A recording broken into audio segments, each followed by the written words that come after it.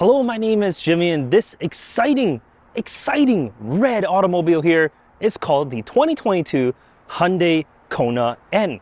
And it's a full fat N, not the N line, which has that little measly 1.6 turbo. This has a 2-liter turbo, makes 276 horsepower. The N division is Hyundai's in-house tuning. Think BMW M or Mercedes AMG. They essentially make Hyundais faster and more fun. And this little SUV is plenty of fun. Taking the 2-liter turbo from the Veloster N, this little pocket rocket gets 276 horsepower and 289 pound-feet of torque. 0 to 60, well, that comes in about 5 seconds. Quite a bit better than the mid-second mark that the regular 195 horsepower Kona can achieve. This is a true sports hatch. But before we dive into any more of those details, let's talk styling first. This being in a red color doesn't show off the end bits that much. I mean, the front end still looks like a typical Kona. The grille is slightly different. However, that's really it. On other colored Kona ends, you get this red stripe on the bottom to make it a little bit more distinctive. On the side here, we have 19-inch wheels. These are Kona N specific, wrapped in 235 Pirelli tires. Pretty good summer tires, if I may say so. On the side here, no N badging on the fender, unlike the N line, which does get a fender badging. Black door mirror caps and pretty cutesy shape. There is an N-specific skirt on the side with an N embossed near the rear. But back here is where we see the biggest change of all. We got the spoiler on the top, F1 style, well, light in the center. Well, the regular Kona has a light there as well, but this is just triangular. It looks cooler. We got N badging on the back and a big diffuser down on the bottom with 2 large exhaust pipes. It looks, well, the business back here. I absolutely love how the rear end looks on this little hatch. It makes it mean, muscular, and, well, feisty? Well, one thing you have to keep in mind though, I mean, the Kona N is still a compact hatchback or a compact SUV. So there isn't that much space in the rear. At 19 cubic feet, it's definitely not the largest, but I mean, it's sufficient. You don't get a spare tire under here because the regular spare tire that you found in the regular Konas, well, the wheel itself is just too small to go over those big brake calipers. So you get a tire repair kit and a little bit of foam. You can take that foam out and, well, lower down this floor so you can expand that cargo area just a little bit more. And of course, you can fold down the rear seats 60/40 as well. So you can have a, well, quite usable trunk space. If you need to haul a barbecue or something large, you still can do that with the Kona. But let's check out those rear seats. All right, the back seat of the Kona N. Now, I'm 5'11", and because there's no sunroof or anything above, I actually have good headroom. No problem at all. Legroom is okay. Like, my shins are just right against the front seat here, but it's not bad. I have enough space to work with. But it's not really a space for rear occupants. Like, I don't have air vents back here. I don't have USB ports. I don't have any of that. This is just completely blank here. I do have cup holders and an armrest, which is nice, but that's really it. I mean, I got power windows. I mean, that's an amenity, right? But that's, like I said, that's really it. There's not much back here. However, you know, if you are thinking of putting child seats in here, it's the exact same space as a regular Kona, which is good because you can fit a Click Ling here on the driver's side. Getting that seat in and out wasn't a problem. And a rear-facing convertible seat here on the passenger side also fits. Also, no problems. So yeah, the little Kona N can be a family vehicle. It is a little tight, I gotta admit, but it's enough if you have 2 kids. Not any more than that though. Anyways, let's check out the front seats.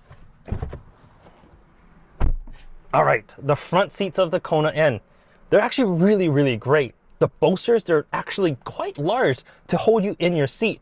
And you get an adjustable headrest, so depending on how tall you are, you can still adjust it to your size, which is absolutely great. The seats themselves are heated, but not cooled. Unlike the regular Kona, you do lose out on that. But I think this fabric and how it feels, I think that's fine. In front, I do have an updated steering wheel as well. Not only do I have better buttons, I also have 2 N buttons along with an NGS, an N grin shift. I'll tell you all about those buttons when we go for a drive, but just know that this little red button is a fun button. And same thing with those N buttons, those are also the fun buttons. You do get a paddle shifter on the rear, and the shifters are bigger than the regular Kona, which is nice. And behind that, a full digital display. This digital display, I mean, normally in eco, normal, or even in sport mode, looks like a pretty traditional Hyundai cluster.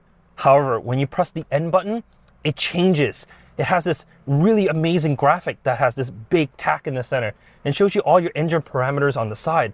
I love this display. It shows you so much of just everything that you need. It's great. And the heads-up display, I'm not a big fan of these plexiglass ones. They're never as clear and they just don't show you as much information as you really like. But in normal mode, it's fine. It's like a traditional Kona. But if you put it on the sport setting, you get much more information up there. It's actually pretty cool. And I must say I do like it more now than I did in the regular Kona. Just mostly because of just how much you see there. Infotainment though, that's exactly the same as a regular product. You got your volume and your tuning knob. Works just like any other Hyundai products. CarPlay, you do have to use a wire for it. Unfortunately, with the bigger display, there's no wireless CarPlay. But what's special about this is there's an N mode.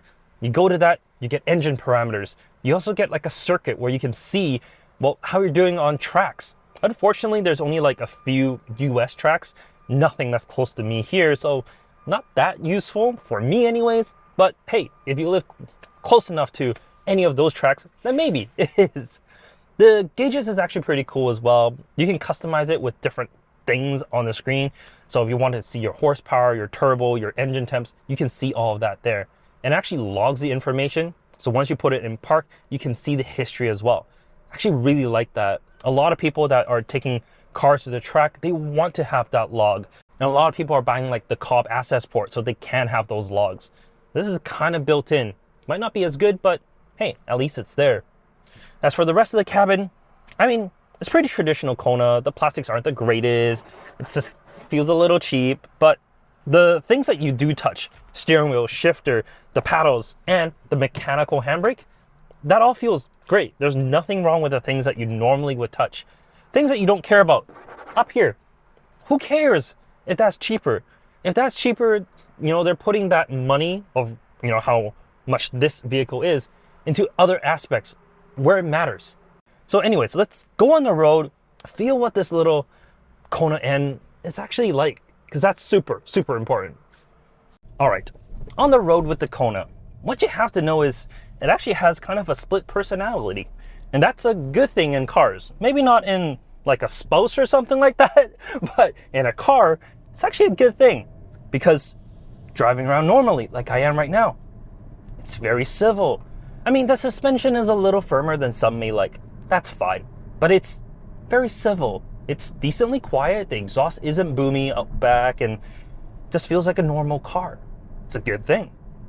Transmission, the 8-speed in this, so much better than the transmission that's in the N line. I haven't found it to miss a beat. In like sloped settings, it wasn't like just crazy in terms of just how it reacts. It's actually really, really good. And the engine response is good. Economy wise, could be a little better, I'm sure. I mean, it's a 2-liter turbocharged 4, and with the sound that it makes, I've been, let's say, using all of that power. So I'm averaging like 10.9 liters for 100 kilometers. I mean, it's not that bad, but it could be better for a car of this size. But let's not talk about that. You know, no one really cares about, you know, buying a Kona N and driving it the way that I am right now, normally. Because when you buy Kona N, what you want to do is you want to hit this N button on the steering wheel, and you want to experience this N madness. So let me do that.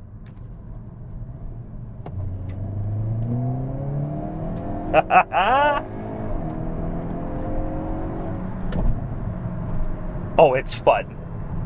It's absolutely fun.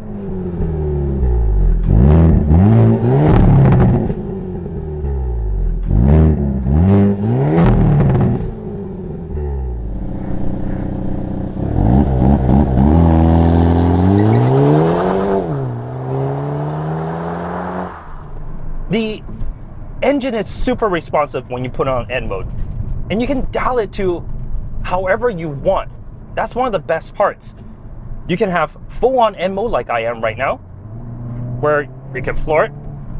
It'll make all the right sounds. It pops and gurbles and a whole bunch of things in the back, which is absolutely great. The suspension, it's stiff. It's definitely a whole lot stiffer, and you feel everything. You might not want that, so you can press the N mode again, and I have N Custom. And there's two N Customs, N Custom 1 and N Custom 2, depending on if you hit the left paddle or the right one. I have N Custom 2 right now set in full engine, but soft suspension, just regular transmission tuning.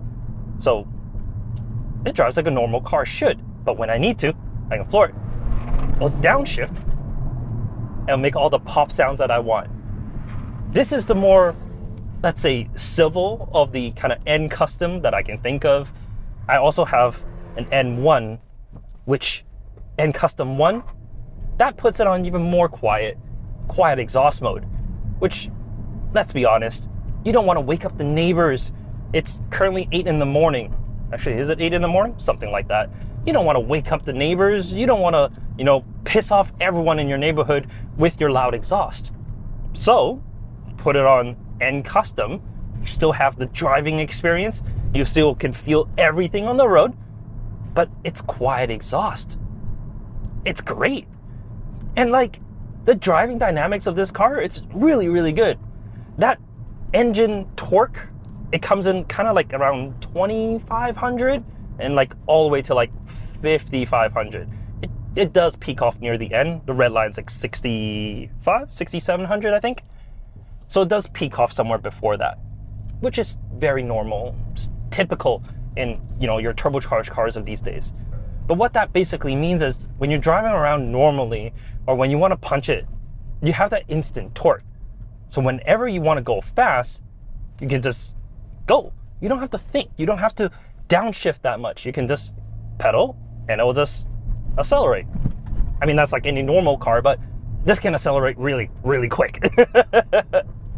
The only thing is, it is front wheel drive only, not all wheel drive. So it does struggle for traction. There is a launch control that you can activate within the N mode. And from what I've seen and what I've found, well, you can adjust the RPM of where it launches at. It's pretty cool. But because of the limited traction, I mean, I don't have a prep road or anything like that. It just doesn't do it that well. I mean, sure, it does accelerate, but it doesn't like really pull you back like something that, like a Golf R would, for example, because it has all-wheel drive. This still feels good. Don't get me wrong. It's just not as good. But I think that's fine.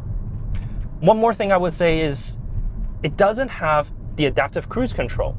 So when you're taking this for longer journeys, which you can, in normal and eco mode, it just feels like a normal car. So it's not that bad. Yes, it is a little louder in here, road noise and whatnot, but you still can. The adaptive cruise control is nowhere to be found. You still have regular cruise control, which is great, but if a car pulls out in front of you, it's not gonna slow down for you. It doesn't have that feature. It does have the lane keep assist, and that works really well because it's basically, it stays on the lane for you, like absolutely no problems there, but it just can't slow down. And I mean, it doesn't have a button that says it has that feature, but for the price of this, you kind of think it should. Speaking of the price, 42,000 Canadian dollars, which honestly isn't that bad. For everything that you're getting, for all the fun that this vehicle can provide, 42K isn't bad. The only thing is, Hyundai also has the Elantra N and a Veloster N, and both of them are priced lower than this. So if you want the kind of the more SUV practicality of the Kona, this might be the better option. And I think it's the better one to live with as well. I've driven the Veloster N, but I'm gonna drive the Elantra next week, and I'll tell you a better comparison at that point. Overall though, this little Kona N is one heap of fun. It's a great vehicle if you're buying it, well, as your one family vehicle that you want to have fun in, and you certainly can. You can take this out on track days. You can just, experience all of that horsepower that you get out of the hood. I mean, there's so many vehicles these days. I mean, a Hellcat, for example, 700 horsepower. You can't really experience that on the street, or at least all of it, without doing some damage to either the car, yourself, or someone else. This, you can experience all 275 horsepower, 285 if you hit that NGS button. And that's really it. 42K, good vehicle overall. Yes, it's a compromised vehicle. The Kona always is, because it's not the biggest SUV. It's not the most spacious. It's decently practical, but that's really it. If you're looking for an end product, something a little bit quicker than your standard GTI, this is actually a pretty good comparison to that. Yes, it is priced a little higher than a GTI. This rides higher, so you don't have to worry about hitting the front spoiler or the rear diffuser when you go over bumps or into parking lots or what have you. This is going to be fine. And that's probably one of the best things about it. You don't have to worry. In any case, thank you so much for watching this video. Like the video if you do. Subscribe if you want to see more. And we'll catch you next week in an Elantra end. Take care.